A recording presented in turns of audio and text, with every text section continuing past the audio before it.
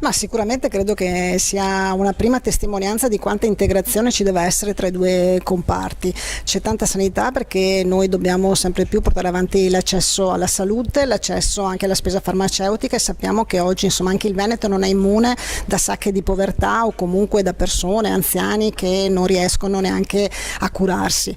Oggi a Palazzo Balbi la presentazione della 19ª giornata di raccolta del farmaco promossa da Banco Farmaceutico, alla presenza dell'assessore alla sanità e servizi sociali Manuela Lanzarin.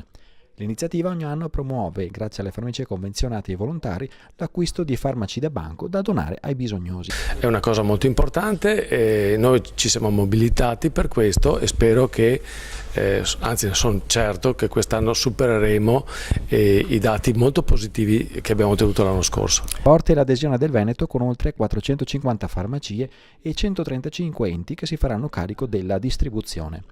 Nell'edizione dello scorso anno, in tutto il Veneto si è contato il 10% delle farmacie aderenti, con una raccolta in tutta Italia di 32.230 confezioni di farmaci, circa 50.000 bisognosi aiutati. Diciamo che è una costante fissa, la Regione ci ospita sempre, ci dà sempre il patrocinio a questa iniziativa umanitaria che coinvolge centinaia e centinaia di migliaia di cittadini veneti che non fanno mai mancare il loro sostegno e il loro apporto alla giornata nazionale di raccolta. In Italia nel 2018 539.000 persone povere si sono ammalate e hanno chiesto il sostegno di organizzazioni benefiche per potersi curare. Le famiglie povere hanno destinato alla salute solo il 2,54% della propria spesa totale. Mi rivolgo ancora una volta alla popolazione veneta di recarsi in massa sabato 9 febbraio nelle farmacie aderenti alla giornata nazionale di raccolta per fare un piccolo gesto di carità a favore